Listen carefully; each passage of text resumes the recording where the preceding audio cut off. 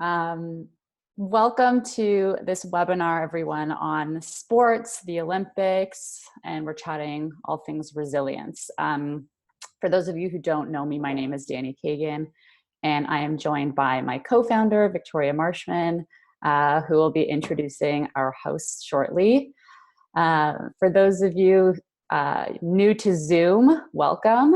There is a chat button at the very bottom of your Zoom meeting, so feel free to use that. You can use it to ask questions, make comments throughout, share any resources, and if you have any specific questions, we will address them at the end during our Q&A with all of our guest athletes and our hosts. And obviously you can see that you're automatically on mute and your cameras are off, but feel free to undo that at the very end for Q&A if you want to be a little bit more collaborative. For those of you who don't know what City Moguls is, we started it about 5 years ago out of a need really to celebrate entrepreneurs and the entrepreneurial community in a really innovative way. And from there, we've evolved into a hub for all types of leaders and entrepreneurs to connect and support one another. And for those of you who haven't signed up for Mogul Cruise yet, we just launched an amazing new initiative for people to connect via Zoom. And our second cohort is now launched for the end of this month, so you can register at citymoguls.com. So we'll jump right in. As many of you know, 2020 was supposed to be a really, really great year, a year of clarity, a year of strength, a year of new beginnings, pushing forward, making things happen. And now that's kind of slowly crumbling for a lot of people. It's also giving people a lot of space to find new things in their life. Obviously, this is relatable to everyone, and sometimes we forget how this might affect the professional sports world. So for athletes, the canceling of world championships, tournaments, the Olympics, it's not really just a pause for now. It could mean the end of their careers. But before we hear from all of those guests that we're bringing on, we have not one, but two incredible Mogul alumni with us to chat about their stories and to host our conversation with our three guests. So I'll let Vic introduce them. So we have up first Kat Stefankiewicz. She's one of Canada's most recognized sports and on-air personalities, most notably known for her role as the in-game host for the Toronto Raptors. She continues to make a mark as an influencer in the lifestyle and sports industries, including her role as an Adidas ambassador. She is also an avid runner, yoga enthusiast, and spin instructor at Toronto Spoke House. Hi, Kat. Thank you for joining us. Good morning, everybody. You can reveal yourself. Okay, let's try this. Start video, yes. There she is. Hi, guys. There's that beautiful lady. Good morning. Good morning. So we also have with us the incredible Sarah Wells, who is used to running in circles, but lately the laps have been around her living room, which aren't quite cutting it. Here to help us build resilience, our fastest speaker today, please welcome Olympic hurdler, Pan Am Games silver medalist, Amazing Race Canada Finalist, and founder of the Belief Initiative, Sarah Wells. Hey, Sarah, thanks for joining us. Over to you guys. All right. How are you doing, Sarah? I'm good. How about you? I'm good too. Yeah. It's nice to connect in ways like this through this time. So looking forward to this chat, looking forward to bringing everybody else in as well. I guess off the top, I kind of want to know, like, what are you doing now? What are your days like? I know we're all sitting in the same kind of, space, but right. Just curious what your kind of daily plans are. So as Danny and Vic just mentioned, I run a program called the Believe Initiative, and that is largely an event-based program where we go into schools and organizations, talk about the importance of being resilient, the power of believing in yourself. And it's a event that we host that's like speakers and energy and fun, and then the students go away and do a curriculum after that they then do these Believe Passion projects. So all of that has been blown up in the matter of seconds, which I'm sure we've all felt that way at some point in this journey. And so I've been very quickly taking all of our curriculum that we would have implemented in the classroom and making it digital. I actually I'm going to very embarrassingly expose myself. This has been my studio for filming. I set up my backdrop for my Oh, I relate. I've set this up here too. I love that. I love that you have the space to do that too, and that you're, continuing working towards things. Yeah. What about you? What are you filling that time with? Well, I mean, life's absolutely changed. I think for me, home is like my office. So that wasn't an adjustment. Like if I'm not on set or an event or, hosting elsewhere. So, that was very comfortable transition for me. But I think this time has really allowed me to kind of tackle those projects that are put aside. Right. Yeah, because like it went from 100 to absolutely zero, and things are trickling in. So I'm just the kind of person that always has like 5,000 things on the go. So and again, with the hustle kind of life, it's been nice to tap into those things.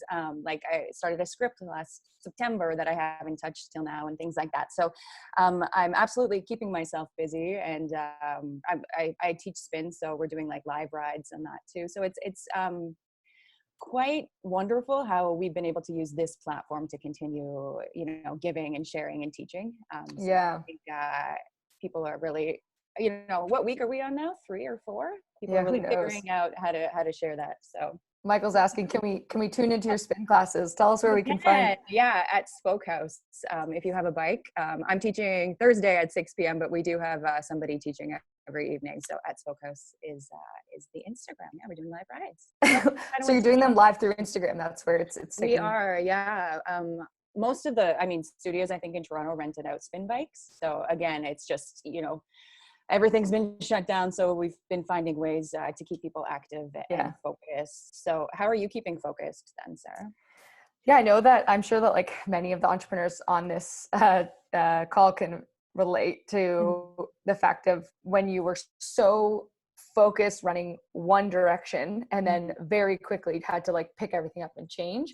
I originally found it like very disorienting and super lack of motivation. I relate. Yeah. Yeah. And I'm sure it's like, and it's been so validating to hear other people say that. And that's why like, I hope that feels validating for other people here too as well. And so initially in that first, like, 3-4 days, I was kind of like, what is happening? Like, where are we going? And by picking something and like creating this new project of like, okay, I need to put the entire curriculum online. I need to make it engaging. I need to like change some of the activities because they won't be doing them in their classrooms. They'll be doing them in isolation. And so like, what does that look like? And so I think the biggest thing for me on remaining focused is actually like assigning a task list. And not everyone is as anal or vain as I can be in my scheduling, but I will plan out my day like minute by minute, like coffee, 8:15 to 8:30, like go upstairs, brush teeth, like get changed. I admire like that because I think because of my lifestyle that every day is so different. Like I have a very hard time like building a game plan like that, but I do admire that, and I've been actually trying to implement it in my days now to see how that helps me. So yeah. And I feel like it's so helpful because I agree, my days are like a shit show at all times. Like I'm like on a plane at this city, in this city, doing this thing. Yeah. But if I keep like an ongoing list of like all of the shit I want to do, it's like I'm swearing a lot, sorry everyone if anyone's offended. But all of the stuff I want to do, then I'll like fill out the time slots, like what calls do I already have in place, what things exist, and then where can I slot that stuff in. Right. And so for me, that's like been a major activity that I can do to kind of focus my attention and make sure I'm taking steps forward when you can lose that motivation and just kind of feel like, meh, what are we here for? Yeah, because you don't have, that person that you're doing it for. Like, does that make sense? Yeah. Sorry, Michael just said he has a fridge calendar. So we're going to talk about that, how you're keeping things. Alicia said Google Calendar is my life. Yeah, I got to learn from you guys. Yeah. And Kat, you are the in-studio host for the Raptors. And obviously, were you able to talk with any of the players before as it was wrapping up, or like have you had any contact with people that were in? No, because they were on the road when everything happened, right? Mm-hmm. So we were actually on a little bit of a pause here at home. And then when everything happened, they flew home, went into self-isolation. And yeah, we've just been kind of following things online. Some of the guys are keeping us entertained. Serge was doing a little daily check-in there. And yeah, no, just kind of following along on social. And I actually look forward to hearing from everybody about who their favorite athletes are to follow on social right now, keeping them entertained or keeping them motivated too. So yeah, so we're all kind of in the same boat. No idea what's going to happen with this season. We were in such a fun place when everything kind of crashed. Yeah. So, and coming off the year that we did last year with the championship and everything, it was definitely very hard to take in. But some of the playoffs are on reruns right now on TV, so we're all tuning in like it's the first time we've seen it. So yeah. That's gonna happen. Yeah, I know. Honestly, my dad texts me every day, being like, "I'm tuning into the game. What do you think? Who's gonna win?" Yeah, just keeping entertained like that. So yeah. Awesome. I do want to talk resilience with you for a moment, because that is something that you have have a strength in. I was gonna say. So, what are some of your tips when it comes to resilience right now? Yeah. So it's been really funny because, as I was saying, like kind of like reshifting, refocusing, and giving yourself something to occupy that brain time with, especially I'm sure many people that are on this call, and yourself included, it's like we are the people who are driven and ambitious and you have that entrepreneurial mindset and you're constantly looking forward. And so what's been really fun for me is suddenly everyone was like, can you do a workshop on resilience? And I was like, yes, sure. That's for sure what I keynote about. And so designing this new workshop that I've now delivered for Salesforce, I'm actually going to be doing it for Deloitte in a few weeks. Amazing. And so I shared 3 steps and 10 tactics in that workshop, but 2 that I really want to dive into right now is 1, recognizing that we have a choice, regardless of the circumstances at play here. Obviously, we don't have a choice in our ability to leave home or, try to get our businesses back up and running, depending on what forces are at play. But so I'll even rewind further. So Danny and Vic mentioned that I was just on the Amazing Race Canada. And so very similarly to what we're living in right now, it's like my life was preset in stone. Like I had very limited choice because the clues told me where to go. The challenges were preset. My partner was who my partner was. I couldn't just like pick up and leave whenever I wanted. Yet one of the biggest things that we would remind ourselves through that process is that we always have a choice to choose the mindset that we adopt when facing that next challenge. Okay. Because, you could be having the worst day or all the shit could have hit the fan, the previous challenges, yet you show up there and you can choose that mindset. Like, how am I going to enter this? Who do I want to be? How do I want to leave this challenge? And it's so similar in the way that we can live in this moment right now of like, regardless of the challenges that we are facing, we always have a choice to choose the mindset when facing our next challenge. Absolutely. And it can be really challenging, I think, especially when we start to look at all the things we're missing out on. Like, I know, like for you, like you just said, like you were excited to like ride the wave. I know. Season, right? Yes. And yeah. I'm sure people here on the call, like with your businesses, like maybe there was momentum going, maybe you like had that like next big deal, like on the table and it just like evaporated in seconds. And when we focus on that element of like, when I relate it back to sport, it's like people would always say, oh, you must have had to sacrifice so much to get here. And it's like, it wasn't a sacrifice. Like it was ultimately a choice. And we need to focus on that choice instead of the sacrifice when we're in a moment like this, or we're just going to ride down that dark hole. Absolutely. And a story of a friend of mine, he went to school in the US and he was down there for 4 years. And then when he wrapped up, obviously started applying for jobs. And then he applied for some jobs over in Europe, but he's Canadian and he's from Toronto. And so he also applied for jobs back at home because he had missed like his family and friends and everyone else. And so he ended up landing both jobs. And he was like, man, but like, what's the right choice? Because like Europe offers me this opportunity to like easy travel to other countries and this unique culture, a different experience, but I miss my family and I want to invest in these relationships and people I haven't seen in a while. And in the end, what he decided was that, he remembered he has a choice and that he was going to lean into the unique opportunities that that choice provided him. So in the case of choosing Europe and Amsterdam, it was like, okay, well, every single time I get a vacation, I'm not going to try to fly home to Toronto to try to see my family, because then I'm not leaning into the reasons why I made this choice in the first place.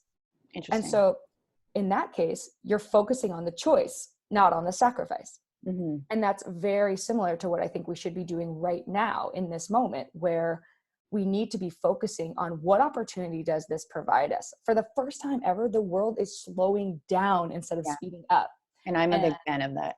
Exactly. Like the planet has never been healthier. Like I have no doubt that an incredible amount of innovation is going to come out of this, because we've suddenly let our brains like play and think through stuff that we don't have a second to breathe, you know?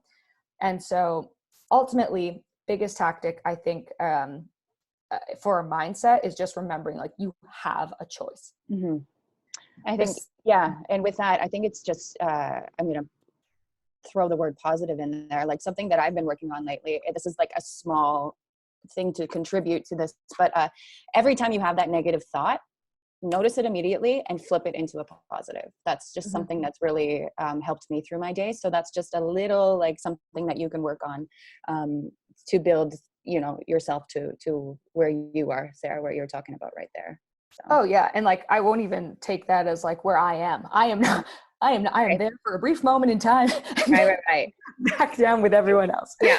And I'm sure that's wonderful that we're all sharing, you know, not just the highs, but the lows too. Yeah, right. Like that we're all, like everybody keeps saying, but we are all in this together. We're feeling the same things. We're going through the same, you know, bad days and then good days. And I think it's just important to kind of continue to share both sides. And I look forward to hearing it from the athletes coming in too. Yeah. And you said you had another point too? Yeah. And I'll try to do this one. I know we don't want to. Yeah, we got a few minutes. Bring everybody. Yeah. Okay. So this tactic I call hurdle one. It's like kind of a story behind it. So saddle up here, crew. Okay. But so I run the 400 meter hurdles. So that's one big lap around the track. There's 10 hurdles. And the 400 sucks. And you're a runner, Kat, so you would know this. Other people that, you know, if you've ever run in your life, you know running sucks. So as you run a 400, and Alicia, who's an athlete coming out later, she's also a 400 meter runner, so this will resonate with her too. But as you're approaching the finish line, your body is shutting down. Like you are running max capacity for way too long. It hates you. As a 400 meter hurdler, you have to hurdle with both legs. So your lead leg that you have, that you jump over the hurdle with, you use both legs. But similarly to the same way you would have a preferred leg you kick a soccer ball with, I have a preferred leg that I like to hurdle with. Okay. Now, in order to get, so as I said, at the end of the race, you start to get more tired and your body's breaking down. So in order for me to finish strong, I like to hurdle with my good leg at the last hurdle. And in order to set myself up to get to that point, I have to hurdle with my bad leg at hurdle one. Okay. At the Pan Am Games, which was hosted in Toronto in 2015, in the qualifying rounds, the wind was so strong that it ended up like pushing me kind of back. And so my stride pattern that I would usually do got completely thrown off. And so I ended up getting my good leg to hurdle one, which is not what I want, which led me to getting my bad leg at hurdle, like the last hurdle. And when that happened in the qualifying rounds, for the final, I said to my coach, like, okay, should we change my starting blocks? Because you can switch the way your legs work, so that way your stride pattern ends up getting you the leg that you want. I was like, should I switch my starting blocks? And he was like, no, it's not as windy today. You'll be fine. Like, do the plan that we've been doing the whole time. Like, just focus on that. So I'm like, okay. And I do my whole hour-long warm-up. They call us out to the track. Starter lets everyone do one run over hurdle one, like one practice run. Then you walk to your blocks, and starters like says like warm-up's off, like we're about to on your marks. As I go to do my hurdle one run, the wind blows so strong, and I'm instantly, the same thing happens. And I'm like, oh my God, I should change my blocks. Oh my gosh, like I need to change my blocks. And so I start looking into the stands to try to find my coach to be like, I'm gonna switch the blocks. Like, I just want reassurance that like, yes, good idea. Right. But I can't find him. So I'm like, fuck it. And so before the Pan American Games, like, you know, potentially one of the biggest races of my entire life. Absolutely. I start like, their starter says on your marks, and I go and change my starting line. Like I move my blocks, and I'm just like, all right. And I get into my blocks. And because now I've switched which leg is going to come out first, my brain has been wired for months to use the other leg. So I'm just like left leg, left leg, left leg. And all I need to be thinking about is what I need to do at hurdle one, because that's going to set me up for the rest of the race. So I'm like left leg, left leg, left leg. Gun goes off. I come out so fast. I get my bad leg to hurdle 1, and the rest of the race falls into place. And I end up winning a silver medal at the Pan Am Games and only losing to the #1 ranked girl in the world during I just got goosebumps from that story. I was like right there with you with the anxiety and like, coach, where are you? Right. And so I share that story because, again, in what we're going through right now, it's like, what is your hurdle 1? What is the one thing you need to be focusing on right now? Because if you start thinking about hurdle 3, 4, 5, like, you need to get over hurdle 1 before you can even consider it. Right. And if you do those things and you focus on like that one obstacle that you're facing right now, and like, you can't ignore it. Like, we're facing challenges right now for sure. But how can you focus on hurdle 1 that will set you up for hurdle 10 and so that you finish that race strong, or you end up being who you want to be by the end of all this? So those are my like 2 biggest techniques. Like I said, I have 3 steps and 10 tactics, but we don't have time to get into them today. But how do people become a part of, or So we ran a workshop. We had 550 people register. And so if you go to resilience-inc.com, you can sign up on the wait list, because I'm just going to be like, if there's enough people that want to do it, I'll run it again. So feel free, everyone, resilience-inc.com. Thanks for asking the question, Kat. There we go. Okay. I think we're going to bring everybody in then, if that's okay. Yeah. Have a sip of water, your coffee, you deserve it. And then we'll bring, do you want to start bringing our guests in, Sarah? Sounds good. All right. So as we mentioned at the start, we have 3 incredible athletes that are going to join us for a bit more of a Q&A here. The first up is Laura Stacey, and she was one of the first to wear the maple leaf as a member of Canada's national women's hockey team in 2010. Oh no, she wasn't one of the first. That was when she first wore the maple leaf. She went on to win a silver medal and a gold with the team of the 2011 and 2012 Women's World Championships. She graduated from Dartmouth College in 2016 and is currently taking classes to pursue her MBA online. So, Laura, welcome to the stage. Yay! We did it. People. Amazing. How are you, Laura? Good. How are you? Good. Thank you. Okay. Who do I have next? Okay, Michael. Michael Del Zotto is a Canadian professional ice hockey defenseman who is currently playing with the Anaheim Ducks in the NHL. He loves to laugh and find happiness in each day, which we'll be talking about. Perfect. And also won the Stanley Cup as a member of the St. Louis Blues in 2019. Welcome, Michael. What's going on, guys? What's up, Mike? Nothing much. All right. Cool. So, and our third and final guest to join us today is Alicia Brown. Alicia has a special place in my heart. She was my training partner at University of Toronto. She's an Olympian, national champion, 10-time national team member with over 14 years of high-performance sport experience. As a 400-meter sprinter and a 4x4 relay specialist in track and field, Alicia has mastered the art of resilience, focus, belief, and leadership to achieve continued success. So welcome, Alicia. Hi, everyone. Yay. Thanks, guys, for joining us. And just a quick reminder to everybody that's in here to drop your questions in the chat. We'll be pulling those up so we can ask everybody. Oh, there we go. That's way easier. Perfect. How are you guys doing? Good. I asked Sarah off the top. We kind of talked about what was going on in our days now. I know we're very similar in certain ways, but do you guys want to kind of tell us a little bit about kind of the framework of your days and what you're focused on? Sure, I can start off. Yeah, let's go, Laura. My days are pretty similar. They don't change too much from day by day, but definitely trying to keep as active and busy as possible, just like you guys do. Some at-home workouts, go for runs, bikes, hikes, all that kind of stuff, just to keep the mind and body a little bit busy. Doing a lot of puzzling, taking some online classes just to learn anything kind of random all over the place. Where are you taking those classes? Master class.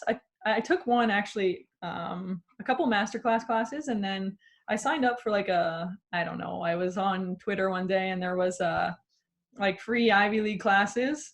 So I signed up for one of those, and it ended up being not a full class. There's no way. It was only like 5 lessons.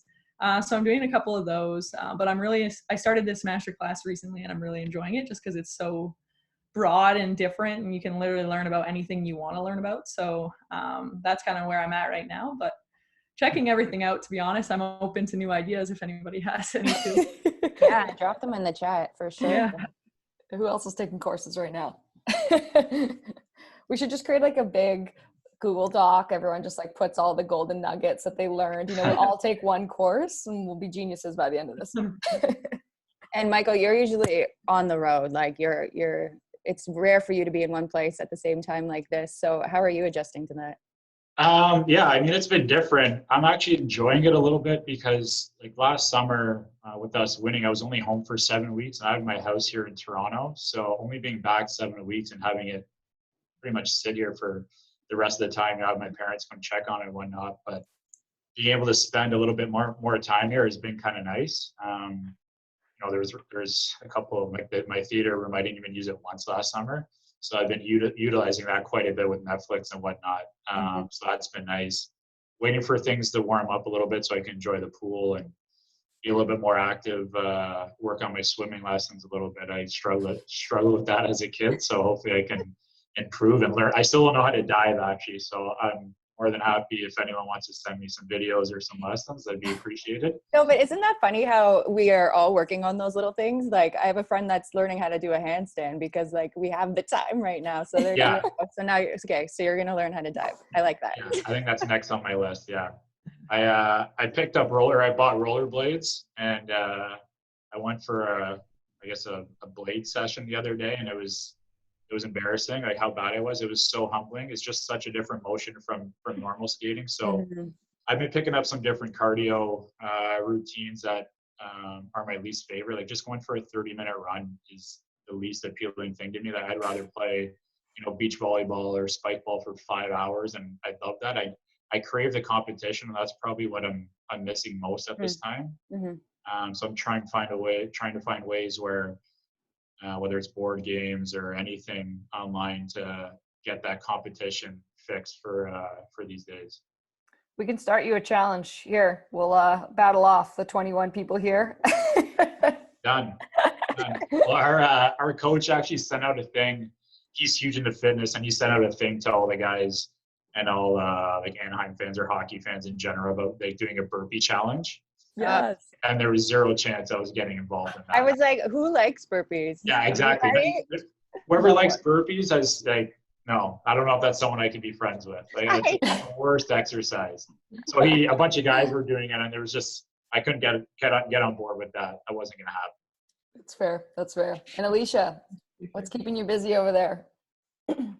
All kinds of things, actually. You know, at the beginning of this, I was sitting here thinking that I would have all this free time to just do all kinds of things and just like regroup and reset. And that hasn't really been my reality. So apart from being like a full-time athlete, I'm also employed. I work for the University of Toronto. So as you can imagine, there's a whole lot of changes that are happening with the way courses and programs are run. So I work with a team within one of our fitness centers on campus, and we're working right now on moving a lot of our content online to help to continue to support the community. So lots of like fitness oriented programming happening on my end right now. And outside of that, just doing everything that I can to maintain some fitness. Like it's kind of rough. We were about to get into the beginning of our outdoor season about a week before everything shut down. So we were all at this like approaching peak performance, and then everything was pulled back and scaled back. So now I do Zoom fitness classes with my coach. He runs them daily, and outside of that, trying to get outside when I can, when it feels comfortable to do some running outside, but lots of like jumping and skipping in my living room, to be honest. Is that like the core of the workouts that he's running right now? Like if you wanted to like give someone a insight into like what does a workout look like on Zoom right now for an Olympic track athlete? Yeah, no, that's a really good question. So a lot of our programming right now has the goal of keeping certain sport-specific movements in play.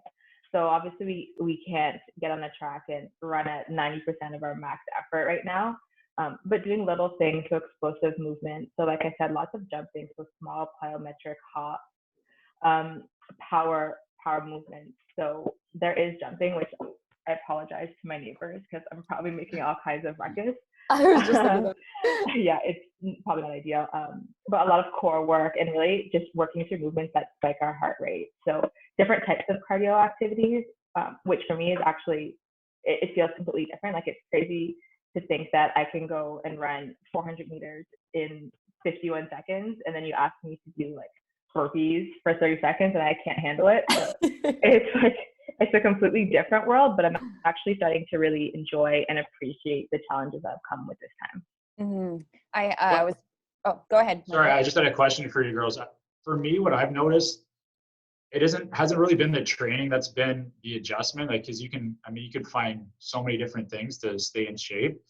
For me, it's getting like treatment. Like, I swear by acupuncture and getting different massage, like whatever it may be. And that's the biggest thing for me. Like, some mornings I wake up and I feel like I'm 80 years old and I'm just craving any type of treatment. And you obviously can't get that right now. And you can only roll out for so long until you just get sick of that. Yes, so that's like a big burpees. thing that for my body, at least, I've really missed out on, is being able to get treated.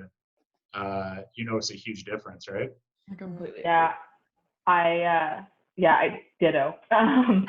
It's like I wake up every morning and my back hurts and I'm just like, oh, come on. Yeah. But that's actually something that my coach has taken into consideration with the way he's programming for us right now, is that we don't have access to treatment. There's only so much we can do in our living room for self-care. And so we've really made conscious efforts to change the type of training that we're doing so that we don't push ourselves into places where we can't, come back from. Mm-hmm. I was speaking to a friend yesterday who was training for a fitness competition, and she was absolutely devastated because of the hours that went into it, the hard work, the money. It was something that came up. I know you guys can relate. So how is this going to affect athletes' performances once we come out of this? Anybody can? Michael, have we seen well, it depends how long this goes and if our season or the playoffs are going to happen or are they not going to happen. So it's tough to really answer that right now because everything would just be speculation at this point. We don't know if we're going to finish out this year, if someone's going to win a Stanley Cup, if it's going to run into next year and affect next year. So it's hard to predict how it'll affect.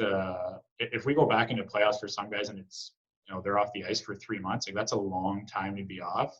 Absolutely. There has to be some sort of training camp to prep guys because you got to worry about your health, and I think that's going to be the biggest issue if we do come back and play. There's going to be, knock on wood, unfortunately, a lot of injuries, and then how does that affect playoffs for guys with expiring contracts? How does that affect them getting a contract for next season? Because there obviously won't be as much of an off season going into next year. So there's just a lot of things that go into the decision making of trying to salvage this season and playoffs, and then worrying about guys' health and also saving next season as well. And in my personal opinion, I would rather see some sort of cutoff date and not have it affect next year. As much money as we're going to lose and the players are going to be hurt big time.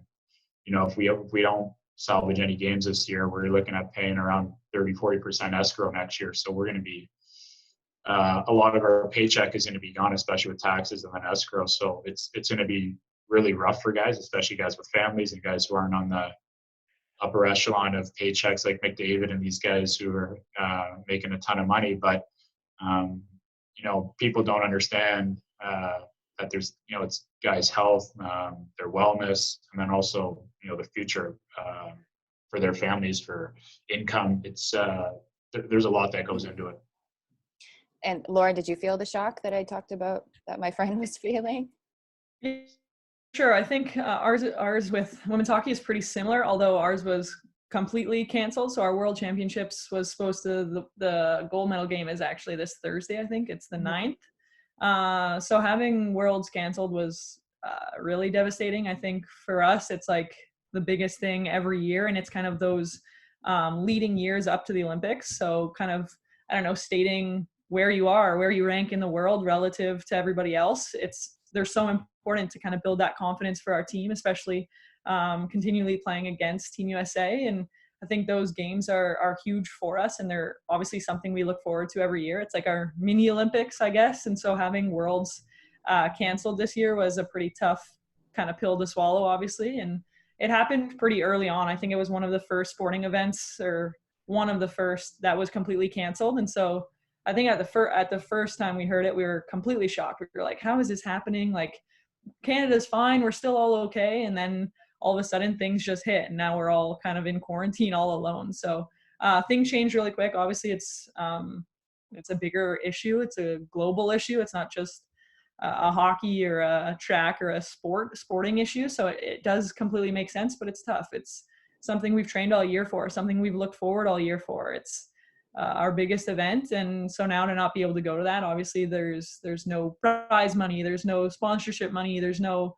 any of that. We're lucky enough to be funded by the government as Canadian athletes, and also Hockey Canada has helped us out quite a bit over the years. So in terms of that funding, I think we should be okay. Obviously, you never really know with what's happening, but it's still never nice to kind of be training all year for something and kind of try and, just like Alicia said, try and hit that peak for a time of year, and then just have to pull it all back and not actually get to show what you worked on, what you've trained for, what you've accomplished. So that's kind of where we're at in terms of moving forward. And for next year, I don't really know the plan. This is the first time I've ever started spring or summer training in April. I worked out this morning and I was like, it's April 7th and I'm running. Like, why am I doing this? You know, like, it was a little bit tough, but it's what we have to do. It's also easier to kind of stay in the workouts and, I don't know, keep active now. And I think Michael mentioned this, but after everything clears up and the travel ban's lifted, then maybe take that little mental season break where the off season starts, regroup a little, and then come back and finish the off season strong, so that next year isn't as badly affected as it could be from all of this. I guess that's kind of my plan, and hopefully it pans out, but we'll see what happens if this continues on for a lot longer. Yeah, I think the hardest thing is we don't know how long it's going to take. So yeah. I think it's interesting how you guys are kind of adopting the mindset of like, just stay in season, like mentally, while you're not actually physically able to play. But that's kind of the only way to make sure that you don't kind of like dry up the well of off season too soon, or feel like this is just like you have no purpose right now. So I think that's a really cool way that you're looking at it. Alicia, you, with like speaking about obviously games being canceled and everything being pulled away, and knowing that it's bigger than a sport issue, but obviously just before the Olympics were rebooked for 2021, Canada kind of took a bold move and said, we as the Canadian Olympic Committee will not go to Tokyo if you do not move the games. And we were the only people to stand up. Talk us through that evening, like what went through your head, what went down, like what was that 24 hours like when you thought the Olympics could still happen and I just might not be able to go? Yeah, that was probably like the largest one of the largest emotional roller coasters I have been on in a long time. So I remember that evening, it was like, I think around 10:30 at night, I'm getting ready to go to bed. Tomorrow's going to be a great day. Feeling good about everything. And I get this email, and I open the email, and the headline was like really aggressive. And it basically just said, Canada will not send a team to Tokyo 2020. And as much as I was expecting a decision of this nature, like I was expecting that the games might get moved or that things might change, but I did not feel prepared for the emotion that I would feel when I opened that email and I read it. And I remember my jaw just dropped, and I was like, I just kind of stood there, and I didn't know what I felt. I didn't really understand what that meant. And then, a couple minutes later, everything starts to flow and your brain starts to bounce, and you're thinking about all the what ifs. And there's that fear, like Sarah said, that, the Olympics could still go on and Canada could just be on the sideline. And that thought was like heartbreaking, and it's something that both Laura and Michael already mentioned. You work so hard for these opportunities, and they're, once in a lifetime for some athletes opportunities, and it could be taken away like that quickly. We prepare for years. Like my race is under a minute of my life for this, like 1 minute to have the opportunity to perform.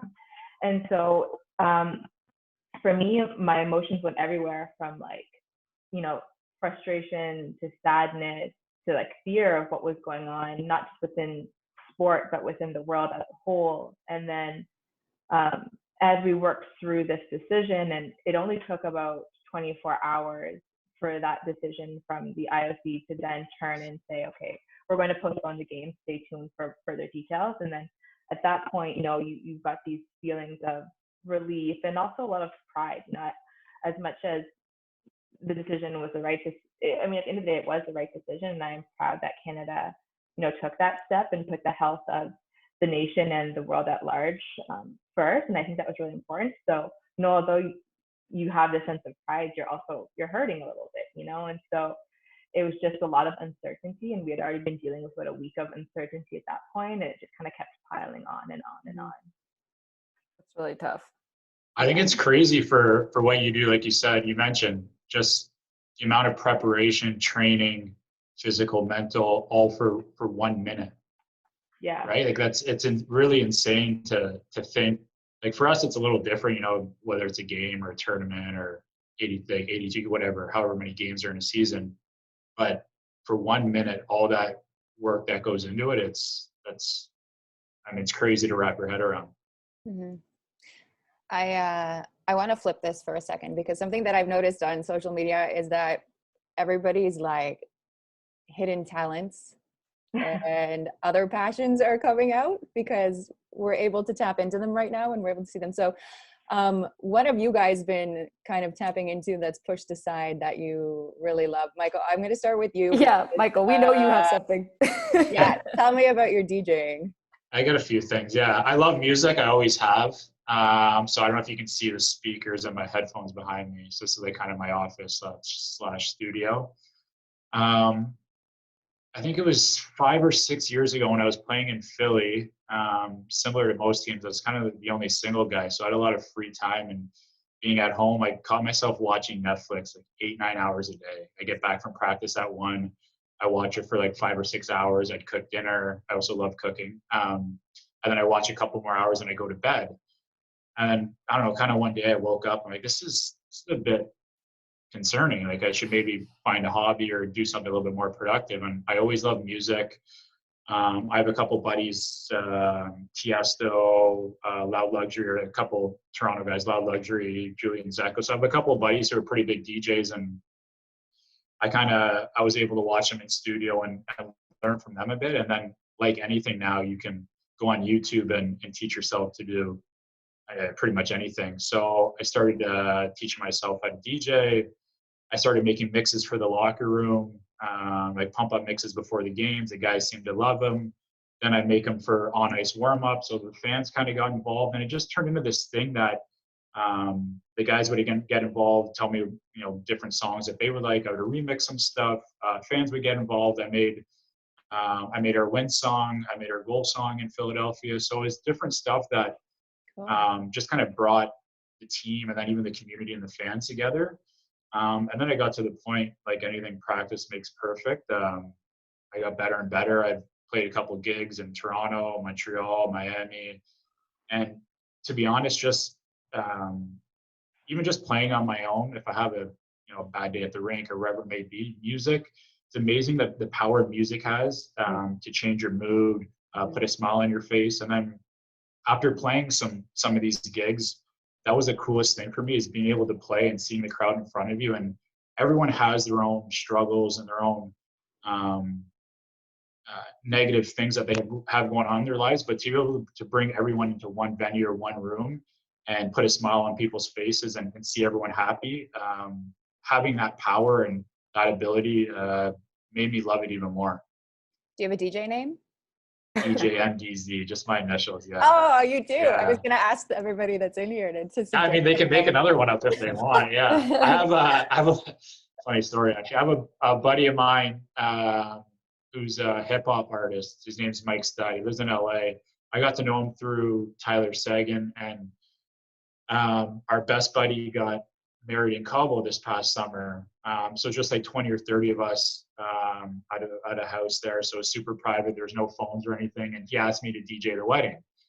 So I had this whole surprise So, you know, we had the ceremony, we had the dinner, and then when it was my time to DJ, I came out in a cheetah print thong, and that's all I wore for while I DJed. So yeah, for the it was just like all my best friends and family. So they all kind of like you mentioned before, I love to laugh and joke around. So they all know my personality, and they were expecting something. But Mike Stud, the hip hop artist, is trying to push for me to change my name to DJ Banana Hammock. And then when I'm done playing and I play pool parties, I just come out in like a Speedo or whatever. And I think it's available. And that's my thing. Kind of like Marshmello has like his whatever face. That would be my calling. Yeah. Have you thought about going live on Instagram? Yeah, I'm thinking about it. I don't know how I would go about that. Obviously, I'd stay clothed for that one to start. But, we don't need to adopt the new maybe when the weather warms up, I'll do one like from my pool side. There you go. Yeah, but I'm definitely thinking about doing that. I got to get more involved on my Instagram while this is going on. Can I connect with the fans and maybe get some input from them? Yeah. No, absolutely. Sorry for the site of that. We're still there. We're still there. It'll be stuck there the rest of the day. Laura, what about you? I know you're taking master classes, and beyond the master classes, you had started your MBA ahead of this, and what's happening with that now? Is that still taking place? Are they on pause? What's happening there? So yeah, I'm on pause for sure. I need to, now there's only 1 year left. So the year before the Olympics, our team centralizes in Calgary. So everybody moves out to Calgary for an entire year to train, or it's actually only 7 months, regardless. I'm in the kind of middle and debating. I'm probably going to have to wait till after. So 2 years now, just because of timing and everything, but I'm still working that out. So that's definitely on pause. So that's why I'm taking these kind of random master classes and a couple of just some business classes to keep, I don't know, it's nice to be thinking about different things during this time as well, I guess. But I don't have too many hidden talents, to be honest. I wish I had some musical talent. I have absolutely none. Can't dance, can't sing. But talking about music, I really have loved the Instagram lives, like just watching all the different musicians and artists like come on and sing, or even if it's for 10, 20, 30 minutes, it's so nice for us to just like have a little break and hear some of the best artists play for free and give that to everybody to make them smile. I think that's pretty amazing. But in terms of, I've started to cook a lot. I think that's like making special recipes, making nice dinners. I don't think I've ever been like home for 3-4 weeks where I have made every single meal, like breakfast, lunch, and dinner. It's like at some point you go out for a meal, you go out, grab like to a cafe even for breakfast or coffee. So I think now, knowing that you have all these meals to make, it's kind of nice to know you have some good ones to look forward to, I guess. So I've been really trying to learn that. That's one of the master classes I'm taking. And just learning. I have a recipe book that I'm trying to like pick different things from, just to spice it up a little. It's getting a little bit, I guess, old and boring. So that's something that I'm definitely working on. I got a couple of recipes for you if you want. Actually, I woke up this morning at 7 and baked a oatmeal casserole. Like that's where I'm at right now. You send me some? Yeah, I have some good recipes. Like I don't know what if you're strict on your diet or whatnot, but I got some good stuff if you want. I would love it. Who's made banana bread? That's everybody's making banana bread. Yeah. See? I have. Has anyone ordered the like Good Food or HelloFresh and got those like meal kit deliveries? I have one coming next week. I did it for the first time.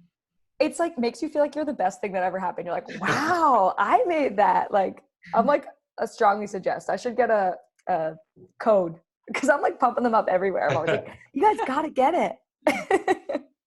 Alicia, do you have anything that you're working on that Nothing in particular right now. Also don't really have any hidden talents, unfortunately. But I find that what I've been focusing on lately is really just turning my energy inward. So taking more time for like self-care.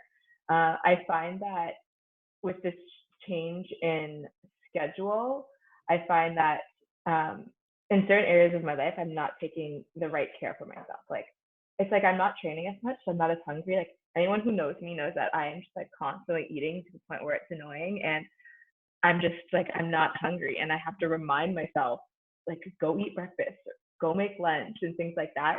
So trying to just focus on the little things. Like, I apparently I need to put in like lunchtime in my schedule because it's not happening if I don't put it down. So focusing on that. I've taken up yoga, which I practiced like very sporadically in the past, and I've always enjoyed it so much, but never really put it into my schedule. So I'm taking this opportunity to build that habit and practice more like mindfulness and more like a schedule or routine. So I've been enjoying that. That's been really interesting. And baking. Just a question, Alicia. Can you talk a little bit about government funding right now? Yeah. So essentially how it works, at least within track and field, and I believe that there's very similar models for other sports as well, is that there's different levels of government funding. So we've got provincial funding and federal funding. And then within the sport organization, there are other degrees of funding as well. And those will be very individual based on the sport. And so from my understanding right now, the government is continuing to support athletes that have these provincial or federal cards, so funding. But for a lot of athletes, and I believe Michael touched on this at the beginning, if they're not performing, they're also not really making money. So the support that you get from the government isn't a lot. It's enough just to supplement some of your training, perhaps supplement part of your rent and things like that.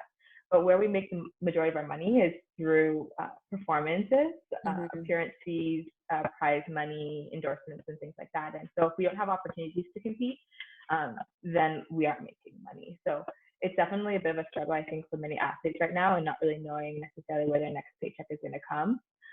And even those that are in other contracts, again, they have certain things that they need to fulfill to maintain their contract. And if they don't have opportunities to fulfill these things, then where does that leave them within their contract? So it's definitely a toss-up, I think, for a lot of athletes right now. I feel like lawyers are going to be some of the busiest people this is like wrapping up. Everyone's going to be like, put in a clause. For sure. Yeah. And I have a lot of friends that are pretty stressed about that right now. Yeah. I have Maria in the chat is asking you guys to share recipes. I'm sending one right now. Oatmeal casserole. Yeah, right. I'm sending the link for, I don't know if the link will show up or not, nice. but Amazing. just making sure I spelled it right. Hold on. In our last few minutes here, we were thinking that maybe we could do rapid fire and ask you guys a few questions. And maybe, Kat, should we ask the same question? Everyone answers their answer quickly, or do we just mix them up to keep them on the tip? Let's do it. Okay, so let's go rapid. Okay. And do they have to be one-word answers? No, you can give us expand. Okay. Just quick. Wait, what order are we gonna go? Oh yeah, good idea.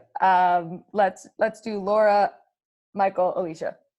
Okay. That's how you're on my screen. Sorry to be selfish, everyone. Okay. So if COVID wasn't happening, what restaurant would you kill to go to right now?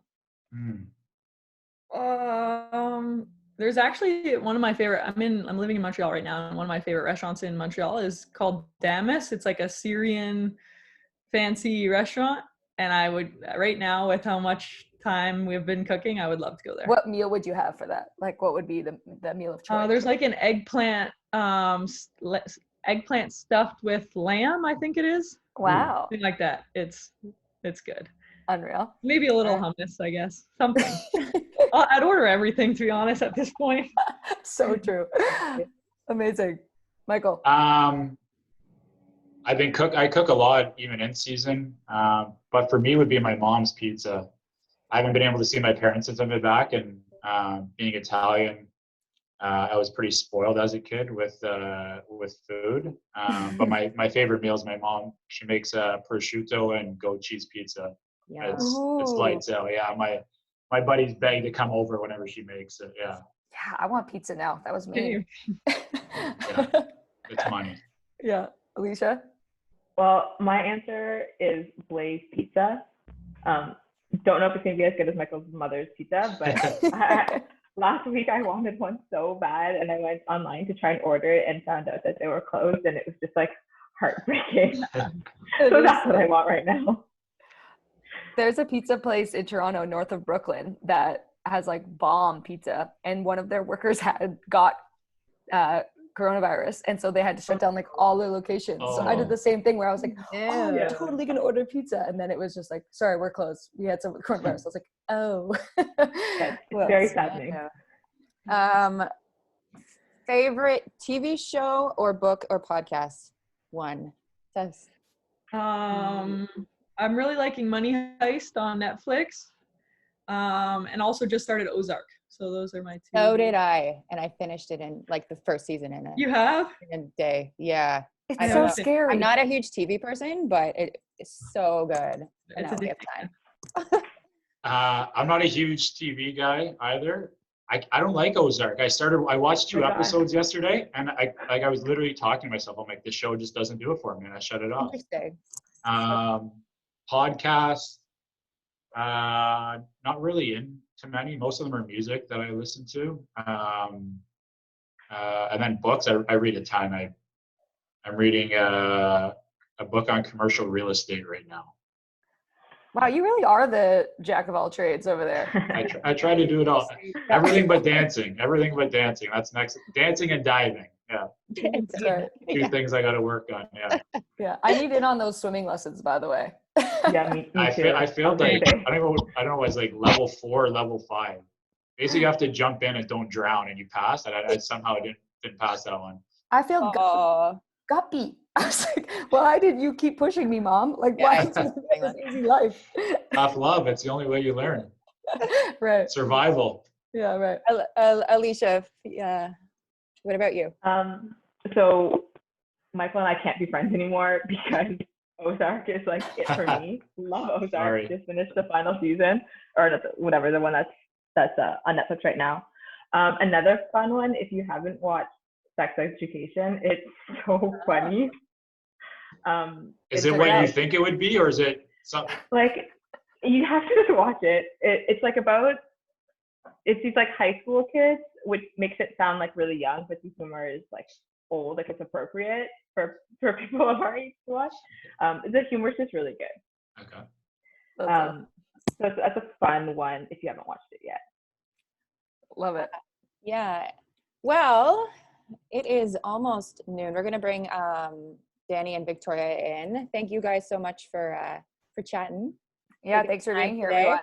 Thanks for having us. Thank you guys so much. you. This was so awesome. It was like really like a nice way for us to just like talk about COVID in like a different kind of sphere. So we appreciate you all taking the time. And for anyone watching, would love to hear your feedback, and we're doing webinars through City Moguls weekly. So we'd love to hear everyone's feedback. And if you want to connect with anyone on this webinar, shoot us a note and we're happy to connect you, because that's what we love to do. Thank you to Sarah and Kat for being our incredible hosts today. And champions always. You guys are the best. Thank you. You guys are awesome. And Thank you, Alicia and Laura and Michael, for joining us.